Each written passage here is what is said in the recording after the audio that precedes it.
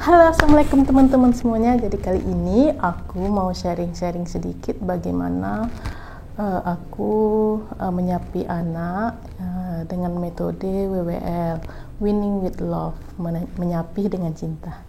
Nah, simak terus ya teman-teman.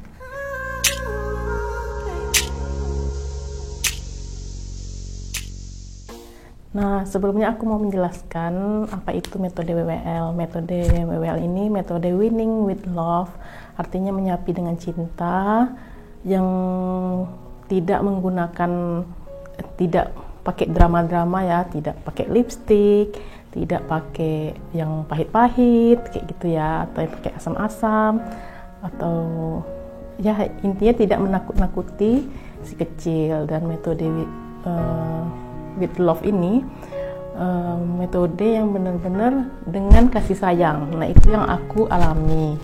Nah, selain sharing, aku juga mau memberikan tips-tips apa aja dan bagaimana aku menyapih Tiara ya, anak aku. Jadi sebelum aku menyapih anak itu ya, aku juga membaca artikel, mencari-cari juga di YouTube bagaimana sih cara metode-metode menyapih si kecil gitu ya. Nah, metode yang pertama tipsnya yaitu sounding. Nah, sounding ini selalu kita membicarakan, selalu kita berbicara gitu sama si kecil, bagaimana bentar lagi nih kamu akan besar, udah saatnya kamu nggak menyusui lagi kayak gitu. Nah, aku biasanya sounding itu udah dari 1 tahun itu udah aku sounding terus ya. Udah aku kasih tahu nih, bentar lagi kamu ulang tahun yang kedua, berarti kamu udah besar, berarti kamu udah nggak boleh nenen lagi. Nah, kayak gitu. Nah, tips kedua yaitu mengurangi frekuensi menyusui gitu. Nah, misalnya kita ini ya, kalau Tiara ini benar-benar kuat banget nyusunya. Dia dari menyusui itu bisa dari malam itu sampai subuh kayak gitu. Semakin besar itu dia semakin kuat. Semakin dekat dia masa menyapihnya, dia semakin mau banget gitu untuk menyusui gitu. Nah, jadi cara aku ya, ini cara aku pelajari juga, dikurangin. Nah, yang biasanya kita itu pagi, siang, malam gitu. Jadi ini nih aku menguranginya, misalnya dia baru bangun, terus dia mau tidur gitu. Nah, itu dia tujuannya untuk apa? Untuk dia mengurangi itu biar dia tuh lupa gitu ya. Nah, tips yang ketiga yaitu jangan ditawari dan jangan tolak ASI kepada anak. Nah, itu benar-benar bermanfaat ya, karena biar dia tuh nggak, ya caranya, salah satu cara dia biar lupa, nah jangan ditawarin gitu, Tiara mau nenen, nah kayak gitu, itu dulu ya. Sekarang enggak lagi, sekarang udah semakin besar, jadi dia dikurangin gitu dengan cara jangan ditawarin, tapi jangan ditolak juga. Dia kalau minta jangan sampai dia menolak gitu. Jadi kita menyapinya itu secara pelan-pelan gitu, jangan tiba-tiba mendadak gitu ya. Nah, ini yang tips yang paling penting menurut aku ya, yaitu tips yang keempat, sama-sama ridho, sama-sama ikhlas gitu. Jadi kalau kita, aku sendiri itu merasa tidak ridho, tidak ikhlas aku kalau waktu mau menyapi anak, sedangkan sounding aja aku aja sedih gitu Bunda ya. Sedih kalau bentar lagi nih anak aku mau lepas ASI, aduh. Jadi kita itu mau melepas ASI aja kita baper gitu ya. Jadi jangankan si kecil, kita aja, bundanya, kita aja, ibunya itu nggak ridho gitu, nggak ikhlas. Yang biasanya anak kita peluk gitu, anak kita menyusu, apalagi teringat-ingat waktu dia pertama kali menyusui gitu. Nah, baper banget. Nah, dan si kecil juga harus ridho, harus ikhlas. Nah, makanya jangan ditawarin, jangan ditolak. Karena nanti si kecil bisa tidak ikhlas gitu. Dia memberontak, dia bisa tantrum kalau menurut aku ya. Ya, jadi ya harus sama-sama ikhlas. Nah, gimana sih cara aku mengikhlaskannya? Nah, cara aku mengikhlaskannya yaitu dengan cara ya aku udah menanamkan di diri aku, waduh, Tiara udah besar dan ini kapan lagi kan dia harus mandiri gitu. Ya, aku tanamkan di diri aku. Awalnya ia sedih, tapi lama-lama ya udah mulai mikir, nggak mungkin anak kita nempel terus sama kita, nggak mungkin anak kita dekat terus, pasti ada suatu saat dia harus mandiri. Nah, itu yang aku tanamkan biar kita itu ridho. Dan kalau nggak menyapi lagi ya kita juga kerjanya jadi bebas ya. Yang aku rasakan sekarang, dia kalau mau tidur ya tidur gitu, nggak ada minta menyusui lagi, jadi kerja lebih fokus gitu. Tips selanjutnya ya, tips yang kelima ya. Tips kelima itu support system dari keluarga. Nah, kita bukan hanya kita aja yang ibu dan anak, tapi kita juga butuh support dari suami, dari keluarga ya. Nah, terutama itu suami. Nah, kita kasih tahu nih, bentar lagi anak kita udah mau menyapi, jadi tolong gitu kan. Ya nggak semudah itu untuk menyapi si kecil. Aku ngerasainnya ya, gimana menyapinya ya, nggak, kalau mau tidur itu harus digendong kayak gitu. Harusnya nggak hanya kita, jadi kita harus bicarakan juga dengan suami. Nah, jadi butuh kesiapan dari diri kita yang terutama untuk menyapi itu.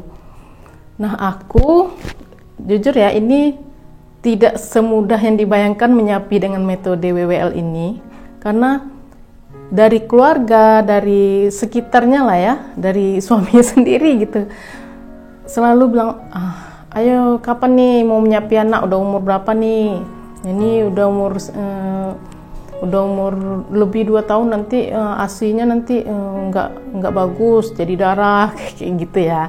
Pasti semua ibu yang udah melebihi menyapinya pasti akan ada godaan-godaan gitu, sampai nanti ada godaan, yaudahlah pakai ini, pakai brotowali, pakai lipstick, pakai ini. Nah, sebenarnya juga sempat Tiara ini karena kan waktu itu lagi bicara sama temennya suami, gimana anaknya menyapi, disapih ya.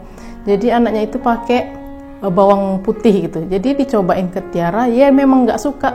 Tapi kembali lagi dia tidak ridho dan aku tidak ridho, dan akhirnya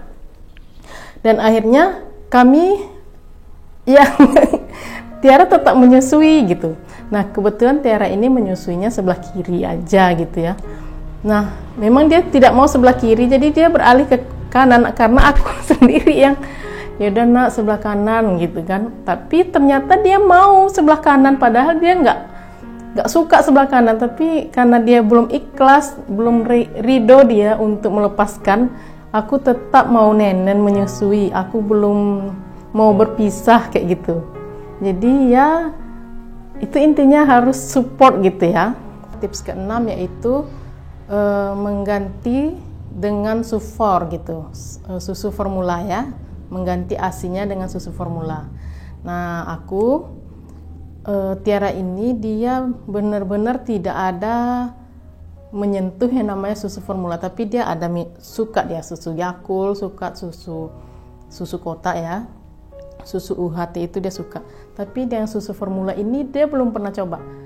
Nah, mengganti dengan susu formula, aku mencobanya itu sebelum dia ulang tahun ya, itu 2 minggu sebelum dia ulang tahun, aku itu udah mencobakan susu formula dan ternyata dia mau, tapi dia masih menyusui gitu, masih ASI. Nah, itu ya intinya dia biar tidak kaget. Nah, ini ya Bunda ya, ini sebenarnya nggak ada tips dari yang lain, tapi aku mencoba tips aku sendiri gitu ya. Semoga dengan cara ini teman-teman, para bunda semuanya bisa pakai dan berhasil juga. Nah, aku menggantikan kata nenen itu ya dengan kata bobo gitu. Nah aku bilang sama Tiara, nah Tiara kalau mau nenen jangan bilang nenen, bilangnya bobo gitu.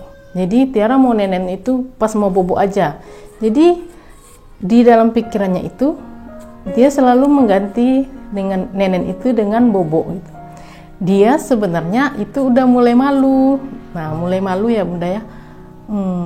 Dan kan nggak hanya di sekitarnya pun bukan kita ya orang tua yang dibilang ini udah 2 tahun lebih nih belum juga lagi lepas ASI kayak gitu. Nah sebenarnya si kecilnya juga kena mental gitu ya. Wah aku udah 2 tahun, teman-teman aku ya intinya dia ternyata punya rasa malu gitu ya, punya rasa malu. Aku udah besar, aku udah nggak boleh nenen lagi. Nah jadi dia mau mengganti nenen itu dengan kata bobo. Tujuan aku apa? Tujuan aku biar di dalam pikiran dia itu nggak ada lagi kata nenen. Dengan pelan-pelan dia menghilangkan kata nenen dalam pikirannya, jadi mengganti kata dengan kata bobo gitu. Jadi dia setiap mau nenen mau bobo, nah mau bobo dia nenen kayak gitu. Jadi itu menurut aku salah satu cara jitunya. Nah yang terakhirnya ini juga mungkin bisa berguna, bisa jitu gitu buat para bunda, biar si kecil ini juga mulai malu gitu untuk nenen. Nah aku kebetulan di Instagram itu ya, di reelsnya itu ada yang lagu yang ini lagunya. Nah dengan lagu itu tuh dia kayaknya udah mulai malu gitu, dia udah mulai pas lagi nenen tuh dia mulai senyum-senyum gitu kan, ada rasa malu gitu dia. Nah mungkin itu bisa jadi trik tips buat para bunda sering dengerin lagu itu gitu buat kecilnya. Nah semoga dengan tips-tips, udah berapa tips, 8 apa 9 tadi ya, dengan beberapa tips tadi aku nggak tahu ya, mungkin masih ada, tapi aku rasa udah cukup sih dengan tips-tips yang aku berikan tadi. Nah itu tips antara ada campuran dari artikel, dari YouTube, dan campuran aku sendiri yang buat gitu ya. Semoga bisa bermanfaat buat para bunda, buat para ayah di sana, dan semoga berhasil dan jangan menyerah. Itu aja sih, karena aku sempat menyerah. Oke, sekian dulu, kayaknya udah kepanjangan videonya. See you, bye bye.